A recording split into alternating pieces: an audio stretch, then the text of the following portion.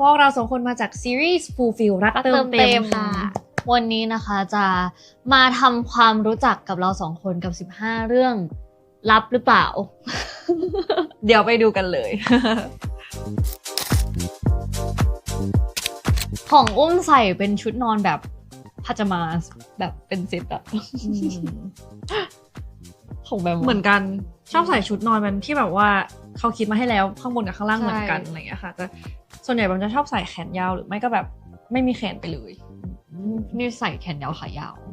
เพราะขี้หนาวโอเคโหยากเลยเพราะว่าชอบเป็นคนชอบกินแล้วก็กินได้ทุกอย่างแต่เลยแตงกวาอุ้มไม่กินก็กินบ้างถ้ามันแบบไม่ได้เหม็นเขียวจนเกินไปถ้าแตงกวาญี่ปุ่นอาจจะมีบ้างแต่ถ้าเป็นแตงกวาแบบแตงกวาอย่างเงี้ยไม่กินแตงกวาตะโกนมากจะไม่กินแตงกวาแล้วแบบหมอมีไหมก็คงเป็นอาหารที่แบบรสจัดมากๆแบบมากๆของเผ็ดของเผ็ดอะไรเงี้ยค่ะก็คงไม่ไหวค่ะยากนิดนึงเพราะว่า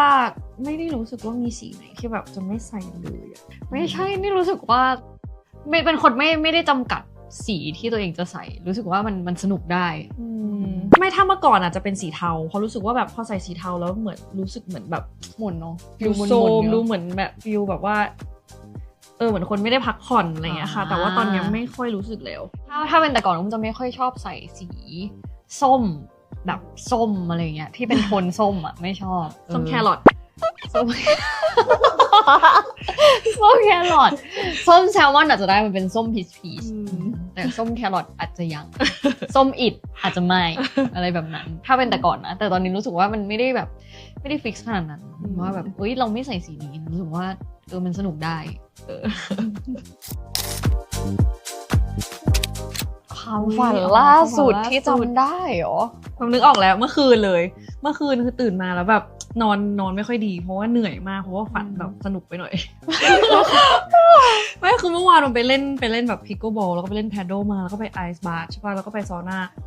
แล้วไอซ์บาร์ไม่ได้ทำให้หลับสนิทก็หลับแต่ว่ามันฝันแบบสนุกมากเหมือนเราแบบเข้าไปอยู่ในเกมแล้วก็แบบว่ากำลังเล่นเป็นด่านๆไปเรื่อยๆมีทั้งสเก็ตมีทั้งไปตีแฮนด์ลนู่นนี่นั่นไปกับใครไม่รู้จะไม่ได้อะรู้แค่ตื่นมาแล้วเหนื่อยมากไปเอ็กซ์ตรีมใช่ค่ะอาจจะเกิดขึ้นจากเหตุการณ์เมื่อวานอาจจะแบบไอซ์บาร์แล้วแบบร่างกายมันตื่นตัวฝันที่จำได้เลยคือฝันเห็นป้ากับแม่แต่ในฝันมันไม่ได้ดราม่าอะไรคือเป็นช่วงที่แบบหลังจากคุณพ่อเสียไปประมาณแบบเดือนนิดๆอะไรเงี้ยค่ะแล้วก็ฝันว่าตอนนั้นแบบเราจะไปเที่ยวกับเพื่อนสมัยแบบมัธยมแล้วเป็นป้าแม่พี่ชายขับรถไปพี่ชายขับรถไปแล้วป้าแม่ไปด้วยอะไรเงี้ยไปส่งบอกว่าให้ไปเล่นกับเพื่อนแล้วนี่ก็แบบพอส่งเสร็จปุ๊บก็เลยหันไปถามแบบเหมือนแบบพี่ชายเขาจะไปส่งป้ากับแม่ต่อนี่ก็บอกอ้าวแล้วทำไมเฮียไปส่งได้ทำไมอุ้มไปส่งไม่ได้แล้วแม่ก็แบบทำหน้าโกรธแล้วอุ้มก็สะดุ้งตื่น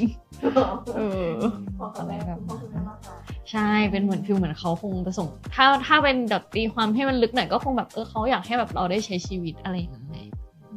เป็นฝันที่ดีเป็นฝันที่ดีค่ะส่วนนี้คนนี้ก็จะเอ็กซ์ตรีมหน่อย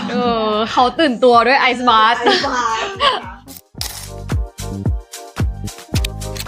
ถ้าสำหรับเราคงเป็นแบบ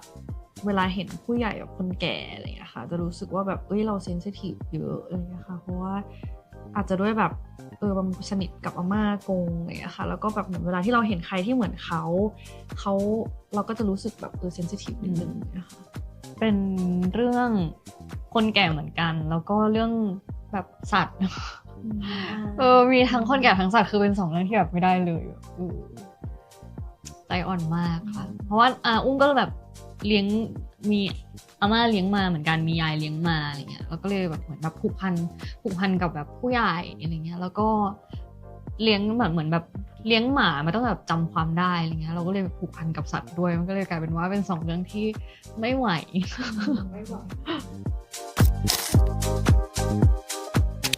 นะเกิดมาก็ลองแล้วไหมคะนั่นแหละสิถ้าเกิดมาก็แหวะที่จำความได้ที่จำความได้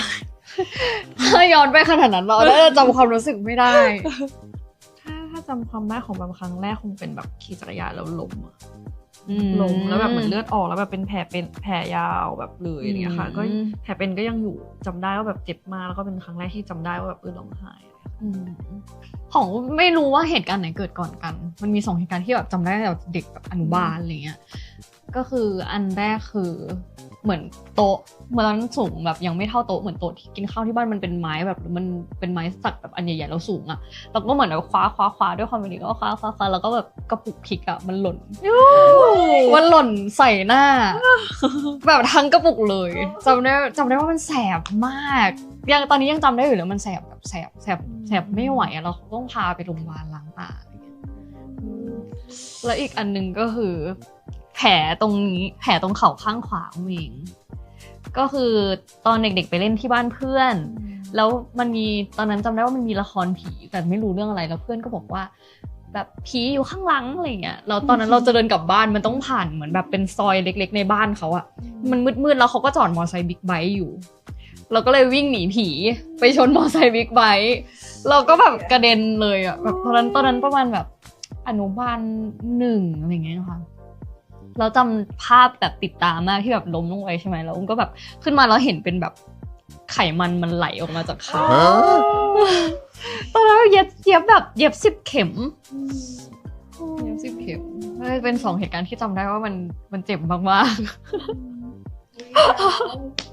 เป็นเด็กเอ็กซ์ตรีมออกอากาศได้หรือเปล่าไขมันไหลเยอะมากทักเป็นทุกคนที่ไม่ใช่อุ้มอ่ะที่บ่อยๆเลยคือพี่น้ำตาล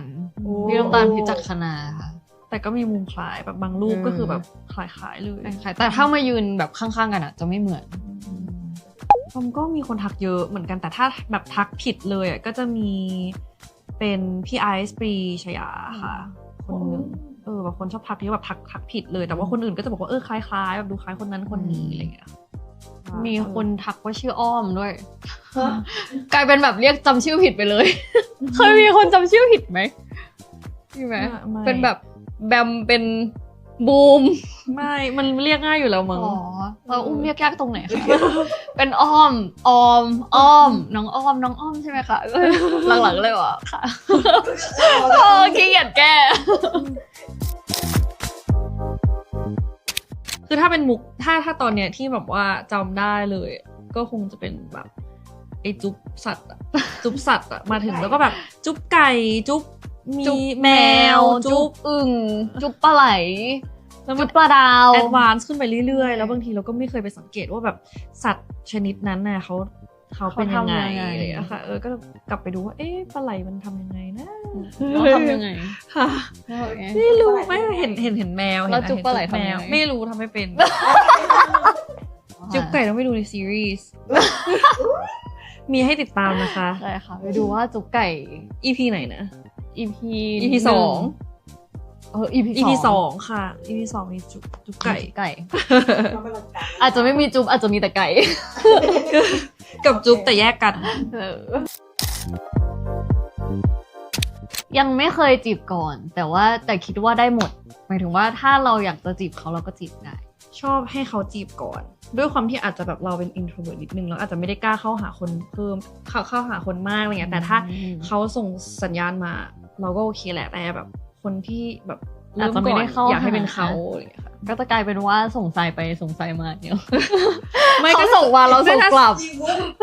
ก็ไม่ถ้าเขาส่งเริ่มแบบโอเคส่งซิกมาเราก็จะรู้แล้วว่าแบบมูฟได้อะไรอย่างเงี้ยแต่ถ้าแบบให้เริ่มก่อนเลยอ่ะอาจจะยังไม่ไหวค่ะส่งซิก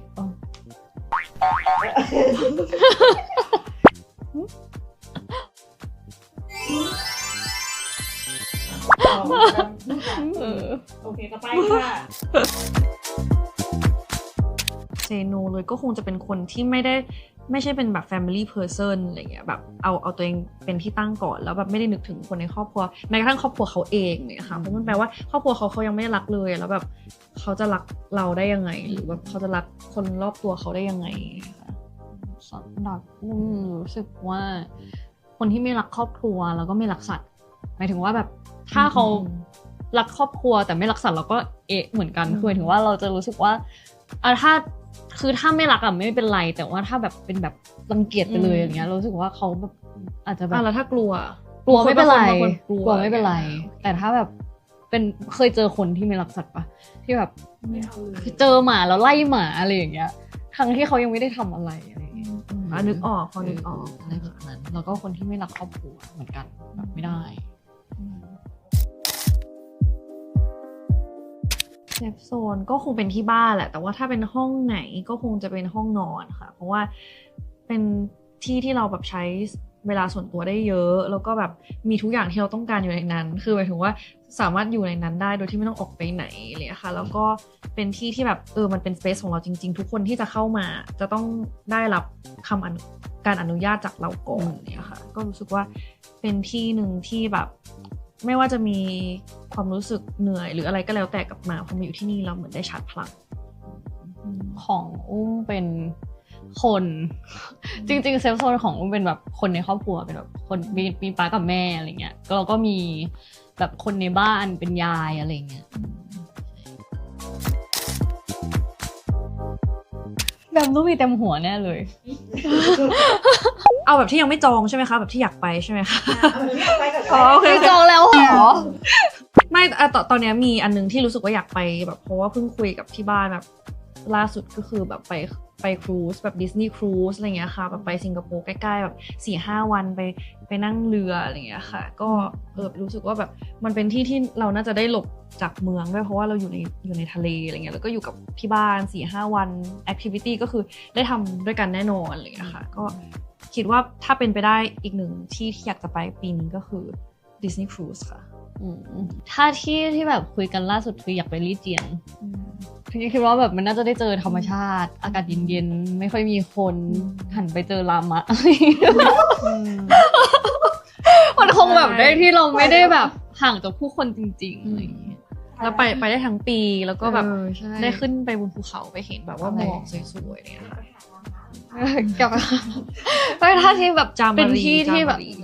ที่มันเป็นจามรีเหรอไปเจอจามรีไปหมายถึงว่าเราก็จะคงจะได้แบบได้อยู่กับตัวเองจริงๆไปแบบนั่งชิลๆที่ไม่ต้องคิดอะไรอะไรเงี้ยแต่ถ้าแบบเป็นไวๆเลยก็คือเขาใหญ่ตกกลับมาเขาใหญ่สรุปคำตอบสุดท้ายคือเขาใหญ่ไม่แต่ถ้าเป็นที่ต่างประเทศเลยคือคิดออกไวๆตอนนี้ก็แบบรีดเถียงที่คุยกันล่าสุดอยากไปค่ะได้ไปนะคะสาธุ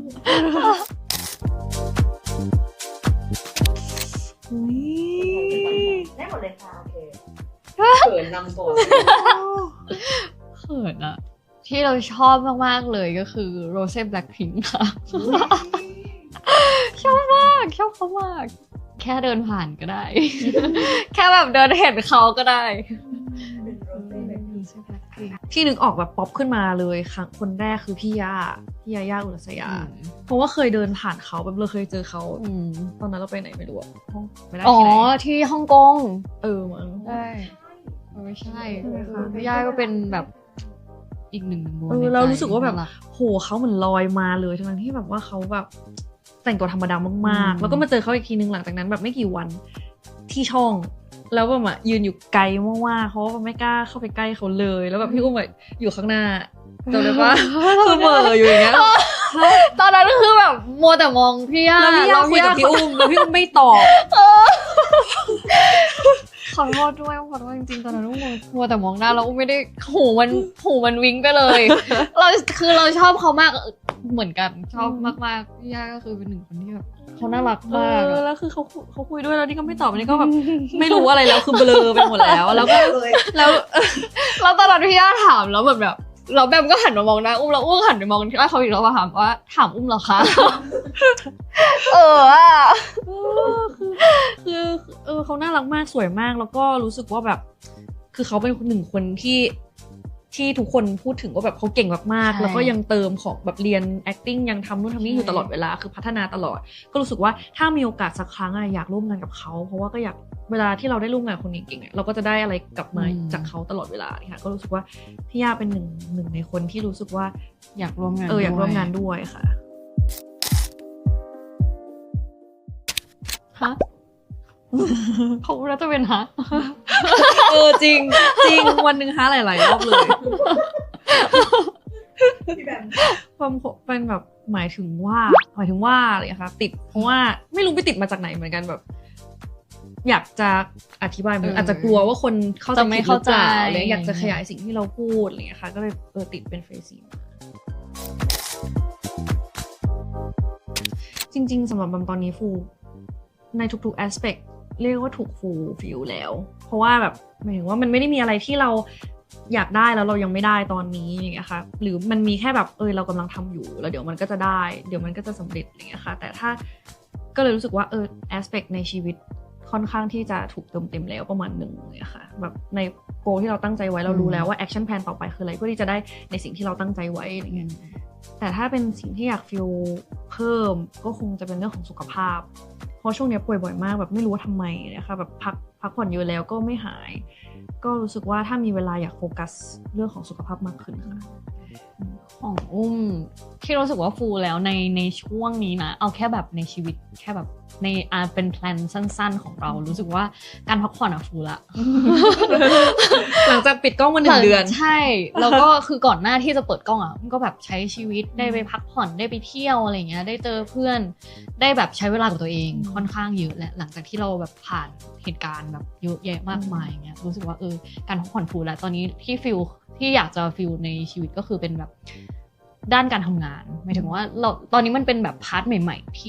ที่เรายังไม่เคยเจอรู้สึกว่าอยากจะ explore มากกว่านี้อยากจะทำอะไรให้มากกว่านี้แล้วก็แบบอยากจะทำในสิ่งที่ยังไม่ได้ทำให้มากขึ้น